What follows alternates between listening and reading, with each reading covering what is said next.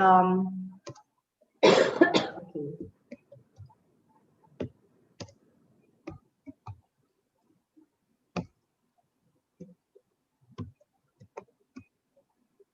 All right, 3, 2, 1.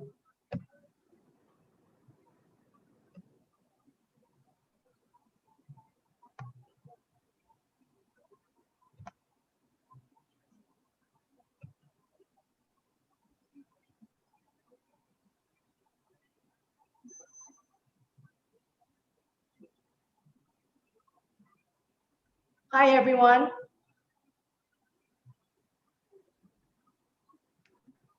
Hello. Hi, everyone. Thank you for dialing in to talk about life. And today with such a special show, we've got Miss Debbie and the author of the book From the Children with Love, Debbie, Covalt. That's her name, and that's the name of the author here today with us. And today we've got this show that is dedicated to all the people from all around the world that is going through the prolonged pandemic. And you know what? This prolonged pandemic, something good has come out as we talk throughout the week in this show, is that, you know, Debbie and I, we've connected from USA, Indiana, and here in Singapore. And she has shared with me so many of her stories of her life in the show. And today the floor is going to be hers as she shared with us some of the inspirations of her stories in her book, From the Children with Love. And but before we go in there, I just want to share with all the viewers, subscribers, followers, and strangers who are tuning in today, tomorrow, and next day as this video goes on replay on YouTube, as it goes to live in perpetuity in the internet world. I just want to let you know today on the 6th of February 2021, we are in the second year of the global pandemic of COVID-19. And it seems that as we talk to many people throughout all these interviews, we all share the same destiny, believe it or not. From Debbie to me, from US to Singapore to Mexico to Malaysia, where all the co-hosts are, and all the viewers, we all share a common destiny, and we all share a common hope that we all as one humanity will cross over the chasm safely, quickly, and back to normalcy. And I think that's the only hope that all of us have at this moment in time. What more, in what other ways are we tied together in our destiny, in our faith, and our hope for each other? So February, this live cast on YouTube, tinyurl.com/talk about life is dedicated to the people of you, the mothers, the fathers, the teachers, the social workers, the frontline workers, the essential workers, the healthcare providers, everyone, the uncles and the aunties, the grandma, the granddad, the sisters, the brothers, your client, your customers, your employers, your co-workers, is all dedicated to the people. And if people want to find if there's anything political in the show, I think you're going to be disappointed, because we are definitely above that. We are about the spirit, about the human soul, about faith, and about life. So today, I think we are so honored to have Debbie. And she's going to tell us a little bit about what she does as an author, where she gets her inspiration of her stories, the characters, and what the characters go through. And as an author, like a poet, they get inspiration from somewhere. They draw it in their soul that they want to tell the story to the world. So I would like to give the floor to Debbie right now, that she can share with us what she does, her stories, her books, and then we will hear some of the readings from her book. Debbie, hi, how are you? Thank you for coming on to the show. Thank you so much for having me again. It's always nice to be with you and share with you. So thank you. Thank you. Well, I guess I will just start by saying that I'm currently a teacher. I teach 4th grade. And I work at a wonderful school with wonderful people. I love what I do. I used to be a social worker, though, And I worked at the Department of Child Services in Indiana, and I worked in the biggest office, and I was on the sex abuse team. So I did that for about a year and a half, and I absolutely loved my job. What you see when you work on a team such as that is a lot of sadness, and you feel so much. You feel sadness for the victim, and you feel anger towards the person that hurt them, and you feel all of these things. And it's a very difficult job. And unfortunately, social workers do not get the credit that they deserve. And hats off to all the social workers out there that are working to protect and help others.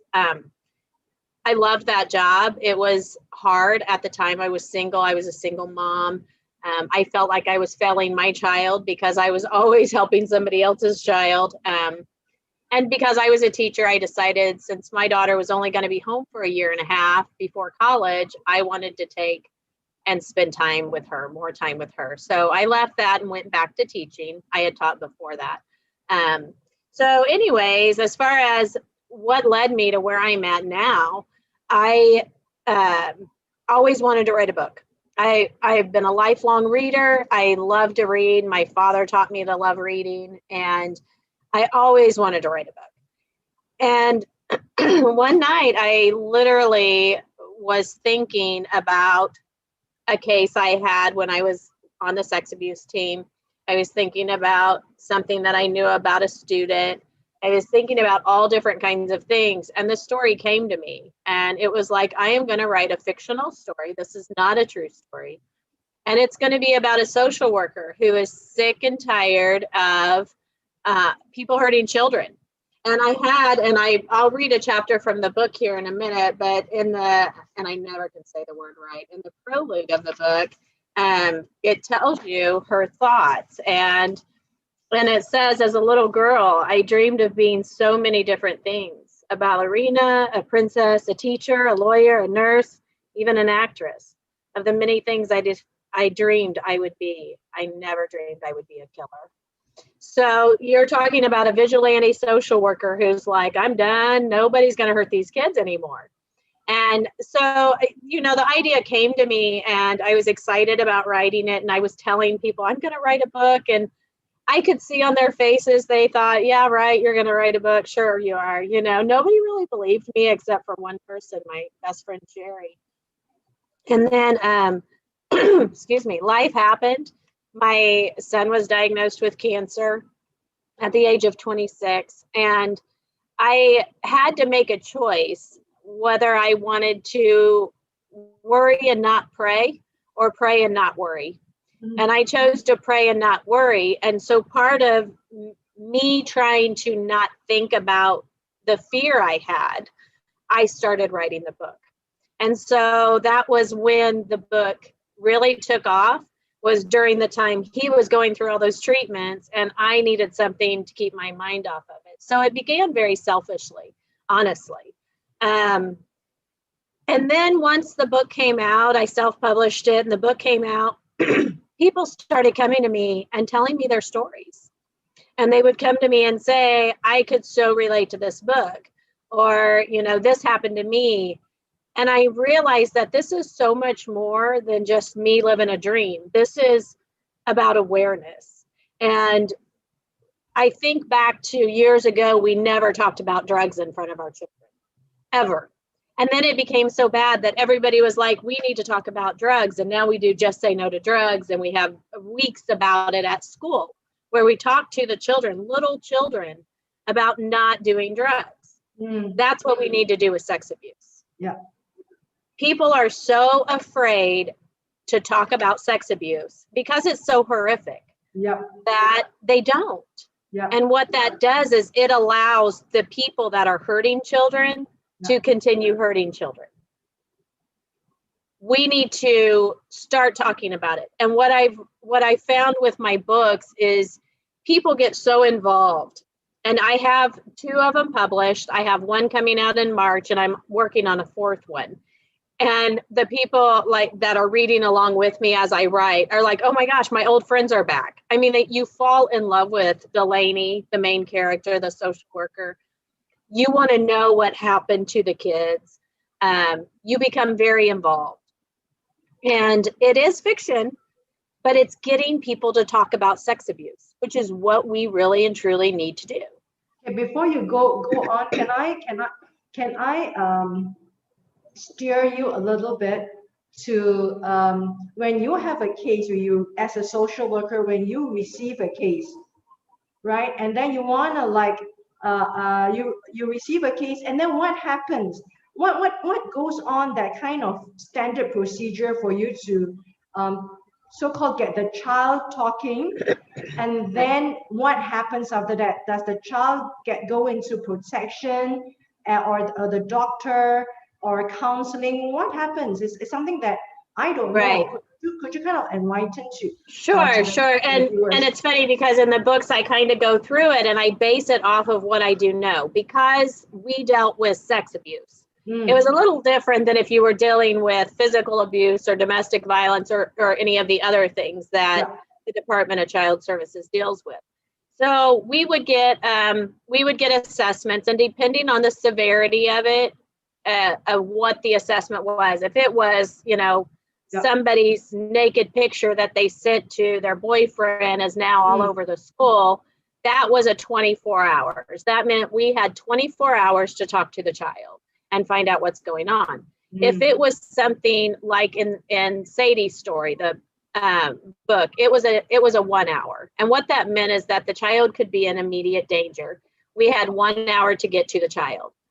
And we would talk to the child about basic safety. So we would just, develop a relationship, talk to them, make it very easy. We would ask them about, do you have food in your house? Do you ever see bugs in your house? Do you ever hear mommy or daddy fighting with each other?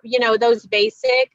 And then we would ask them if they know what the parts of their body are called, the parts that are under a swimsuit. Those private parts of your body. And then we would write down, we would take notes and record the thing. And then we would ask them, has anybody ever touched that, whatever they call it? We would call it whatever they call it. And for the record, let me put it out there, please teach your children the real names of their body parts. They're not bad words. And calling it anything other than what it is not helping your child. So but we would call it, if they said, it's their TT, we would call it a TT, whatever. Has anybody ever touched you? If they said yes, at that point, we would just kind of go on with a few basic questions and schedule a forensic interview. And we would take the child with us. So the child would leave with us. So if we went to school to talk to the child, that child came back to the office with us. And we would schedule a forensic interview. The forensic interview, the people that do that, they are specifically trained in talking to children to ask them questions and get information without leading them.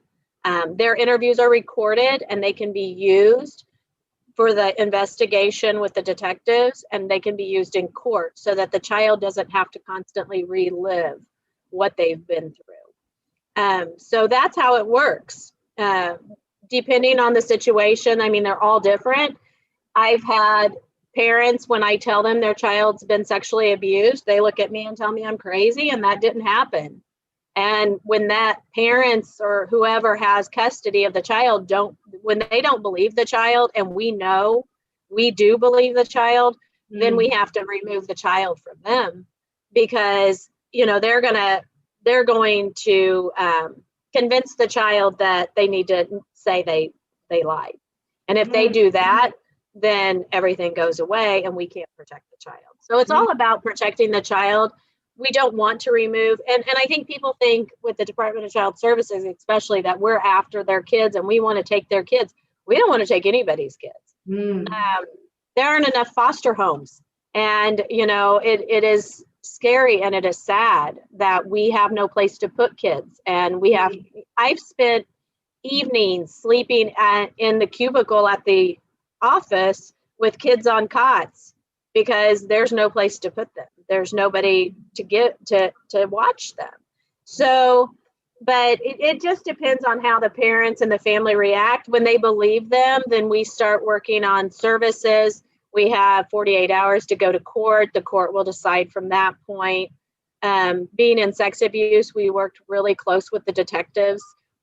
So then they would start investigating from their end. So that's basically how it worked. Can I ask you what would be a typical triggering point before the whole intervention process starts? What would you usually get? Like, how is it being reported? How does anyone know? Is it through a text message? Someone is a whistleblower or something? What is that triggering event? Most of the time, it's the breaking point of the child when they finally decide to tell. Oh. When they finally tell Oh someone. my God. And, and it can be they tell their, this Friend. 6-year-old tells another 6-year-old, and that Okay. 6-year-old goes home and tells mommy. And then Yeah. mommy calls DCS and says, hey, I think this is going on. It could be another parent. It could be evidence. It could be, there's just so many things. It could be a neighbor. We used to have, Yeah. do what? It could I'm be sorry? a neighbor. It could be It could be a neighbor. It could be anything. And, we have programs at school called body safety. And it's funny, well, it's nothing's funny about it, but they used to call it good touch, bad touch. And then they realized that that's a bad name because some touches that are bad can feel good to a child. Yeah. And I recently watched a podcast and the person that was being interviewed had been sexually abused by her father for her entire childhood. He called it her TT, and not a vagina. It was called a TT. And that's how she was trained. So when she would talk about her TT hurting or whatever, nobody knew what she was talking about except for her dad. And then she said it felt good. And, our bodies are made how they are made. And so she would ask, Daddy, are you going to touch my TT today? Are you going to do this today? And he would be sad when he would say no, because she was a child. She's not able to understand that. And then when she finally got to the point of, oh my gosh, this is bad, then she had all that guilt that it was her fault because she wanted it, because it felt good, because of this, because of that. Because she was groomed. She was groomed. And that's that's the perfect word, because that's what they do. And when you have a parent say to a child, when they're really little, and say, don't let anybody touch your private parts. Don't ever let anybody touch you. And then all of a sudden, Uncle Joe touches you. And then Uncle Joe looks at you and says, oh, did mommy say you shouldn't let me touch you? So now you're wrong because you let me do that.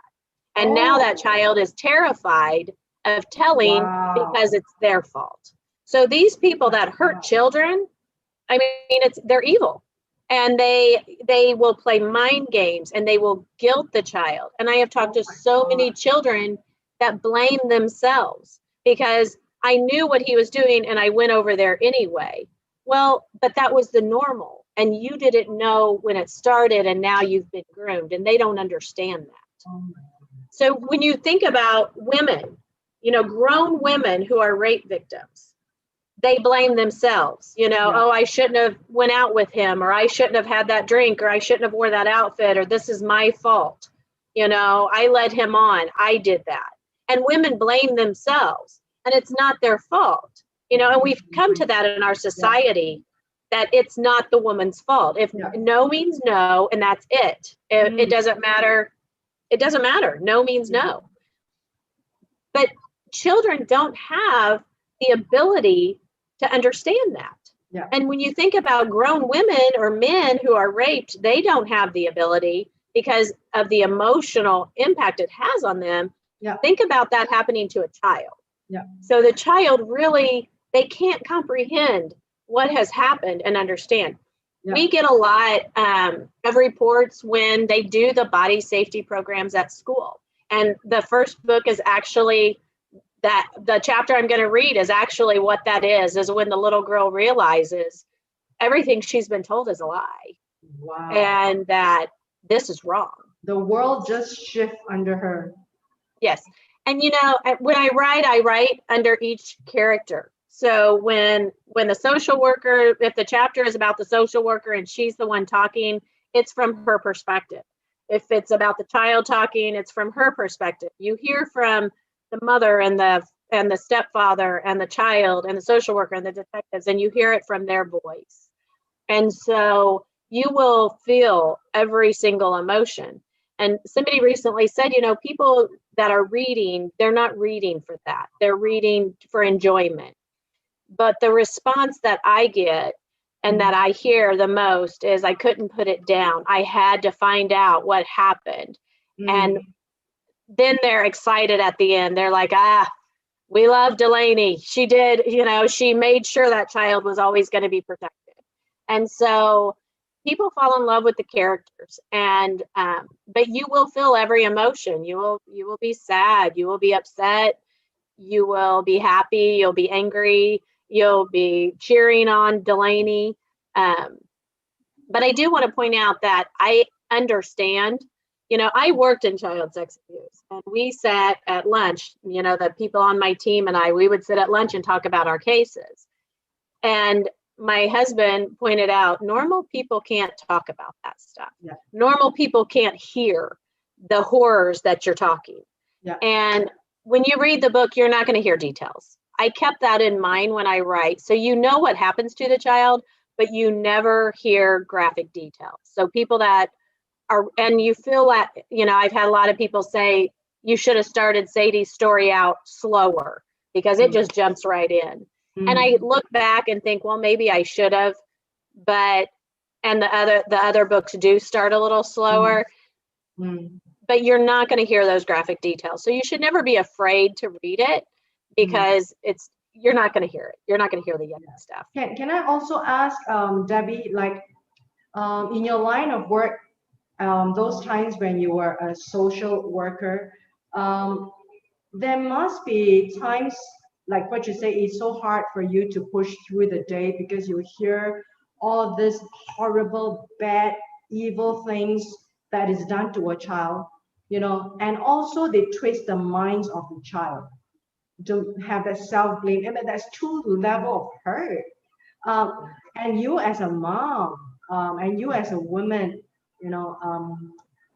how did you go through a difficult case yourself, like pull yourself through, like go on to carry on this burden for the victim or the family? It must have been hard. And when I went through the training, it was a 3-month training, and they told us, find a place to pull over before you go home and get rid of the day, just get rid of the day. And I did that every day on my way home. I would pull into this furniture store and sit in the parking lot and try to just be mom and not be social worker. I failed miserably at that. I could never disconnect. I was never able to. A lot of people they turn off their phones on the weekends. If you're not on call, they turn off their phones at night. Yeah. But for me, I lived it so deeply. Yeah. I cried myself to sleep many nights. Oh my God. And if the phone rang and it was a mother, I had to answer it, because if I was going through that, I would want somebody that would answer their phone. Yes. So I was never able to disconnect, which is probably part of the reason that I needed to leave, because I wasn't able to help my own family because I was so deep involved in others. But I felt like that's what I needed to do. I felt like if a mom needed to call and say, okay, I'm about to lose it, I can't stop crying, I needed to be that person that was there to help her as much as I could.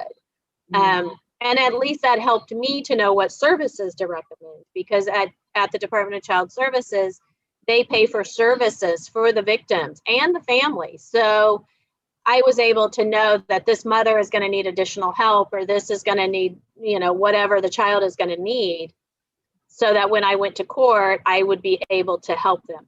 Understand that as an assessment caseworker, once we went to court in 48 hours, I was done. I was supposed to be done. So I would only have time with that child to that point, unless I was, summoned to go to court or whatever with them. So I didn't have a lot of time with the families. And sadly, you know, we would have at least 20 cases at a time going on, and you had Wow. 30 days to close everything out. And there were times where they snowballed. You know, I Oh had my somebody God. say, this person hurt my child. You know, my child has said this. And then you interview that person and find out that they have 13 other victims. Well, now you have 13 new cases all at once. And I mean, that happened. And then you have to pull all of those victims in, and you have to schedule forensic interviews for all of those victims and talk to those families and go to court for those if you have to do anything additional. So it no day was the same. I can say that. Every day was different. But then you had your successes. So, you know, those successful ones where the person that was hurting them paid, that made it all worth it. Or when you were able to protect that child that nobody else was protecting, that made it worth it. So, you know, there were those successes that made you go home and say, okay, I did a good job today and I helped that child. There was a lot of frustration involved. Yeah. So, you know, I mean, I'm so glad that we are doing this. Um, I'm so glad because this is such a deep, important topic that, you know, like what you say, people don't want to talk about it, especially in communities, in societies where people are reserved. They don't want to even face it themselves, let alone like even revisiting that memory or like hearing it from another person. They kind of like just sweep it under the carpet, which is really very prevalent in a very I should say in a reserve in cultures whereby people are more reserved. Right. Um, and of course, this is the part. This is where we're talking about the Asian, you know, the Eastern culture where I come from. Even no, I'm not saying that everyone is like the same. That you know, everyone's reserved. Right. No, the bigger majority of the curve, they will fall into the majority whereby okay, they will self-blame Yeah. and then they will not tell their parents. They will just blame themselves. Maybe it happens in a school, maybe it happens with a neighbor, maybe you know it could be even a boy, right? It doesn't just have to be a Oh girl. yeah.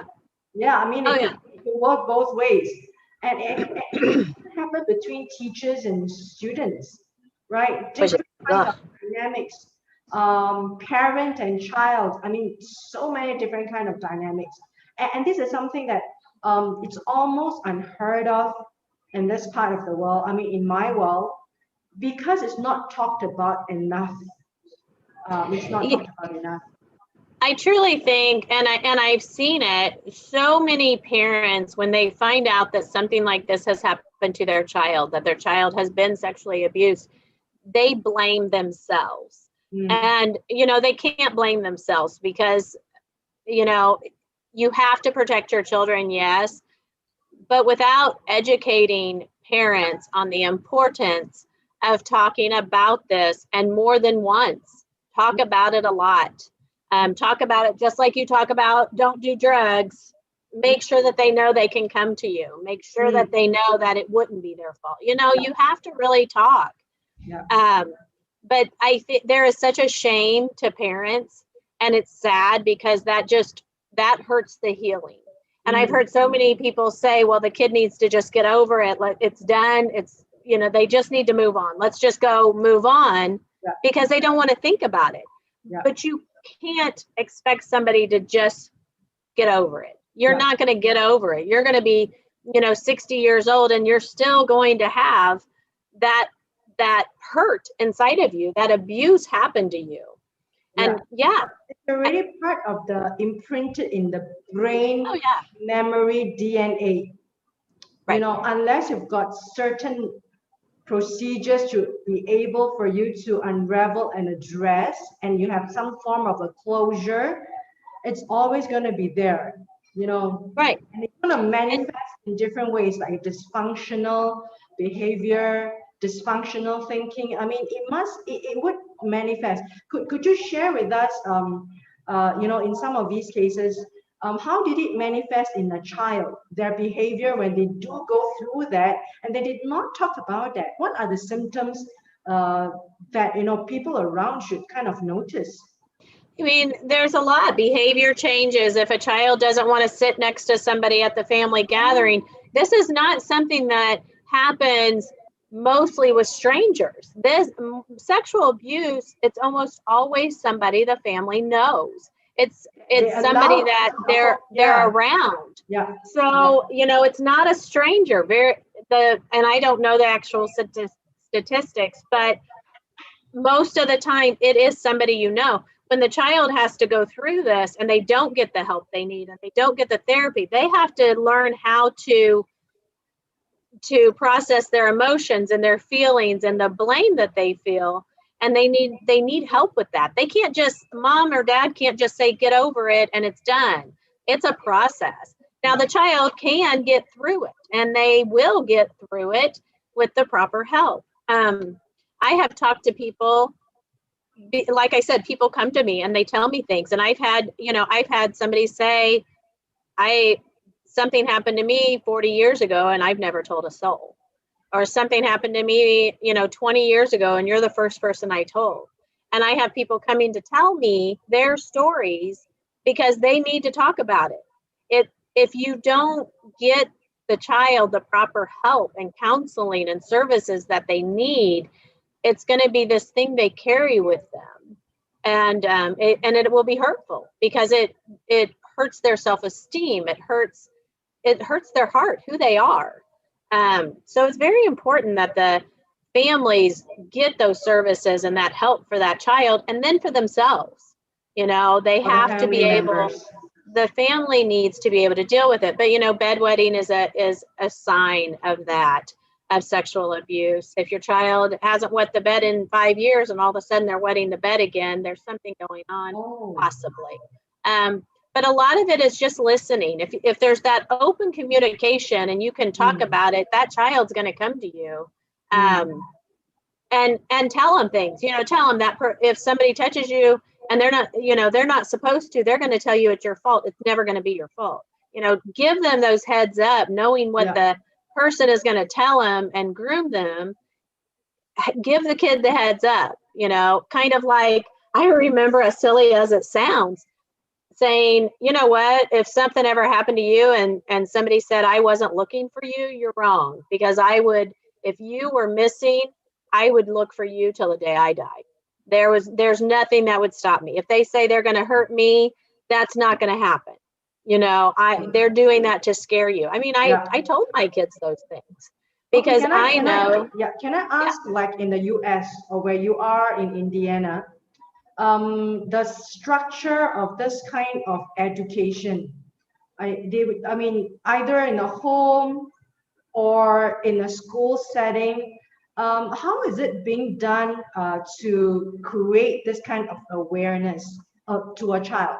Does it happen in a school that you have such education, or is it something that I don't know, a program on the television or something? I mean, how does this kind of awareness is created? It doesn't happen here. Not.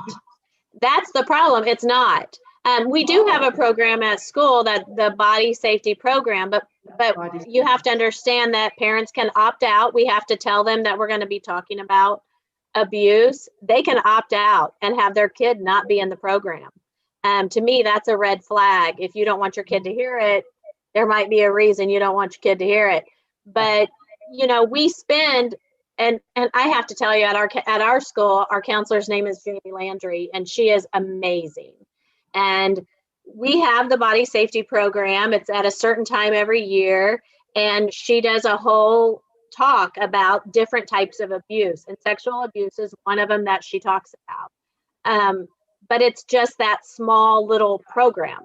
Yeah. So we need to do it more. It needs to be talked about at home. It needs to be, parents need to be educated about it. And that's what we're missing. And like I said, when I first started this journey, it was about, I wanted to write a book. Yeah. That was my goal. It was totally selfish. And that has grown into this, I want to make a difference. I want to get the whole world talking about child sex abuse so that we can start fighting it. Because until we make it a subject that we talk about all the time, people are not going to be able to stop it. I mean, we just like with drugs, we were able to, lessen kids' use of drugs because we talk about drugs. So let's stop those pedophiles in their tracks. Let's stop them from using a child because we're talking about it. Does that make sense? Yes. And at what age do you think is an appropriate age? With all this, a social worker being trained, are you being told in your training that at what age we should be talking these topics to a child? At what age do they have the understanding? And I honestly don't remember ever having that be said in training. I can tell you that when my granddaughter was 3 years old, we called it a vagina, and I told her, nobody touches that. That's a no. Mommy, daddy, doctors, Mima, and you tell Mima, you talk to Mima. And so, I've talked to my granddaughter about it probably before she would ever understand it.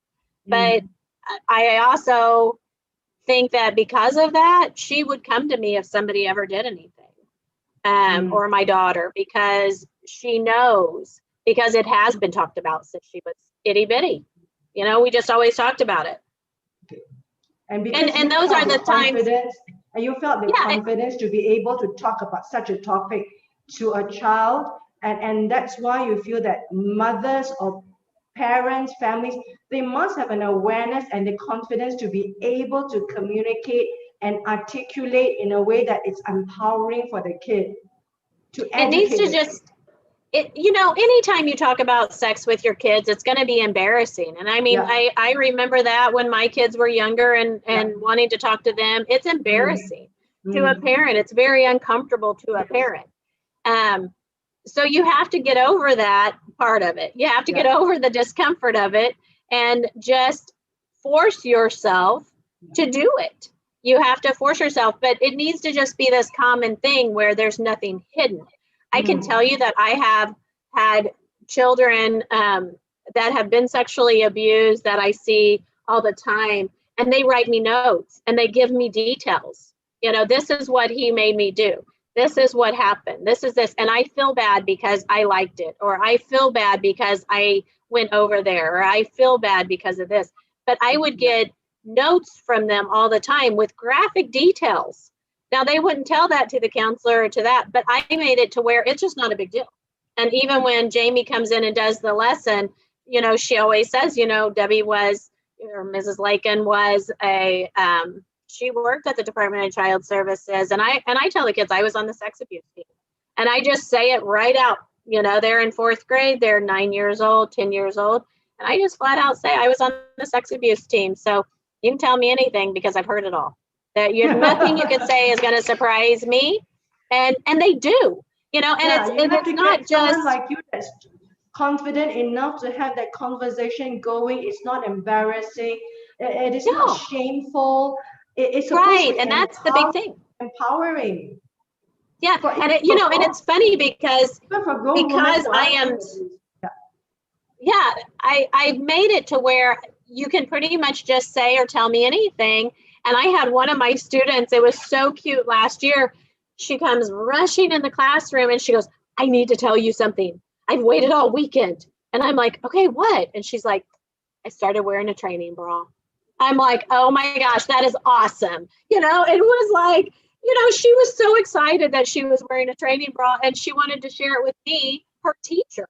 It's like, so I just don't let things that embarrass me or that would be uncomfortable for me, I don't let it stop me from saying it to who needs to hear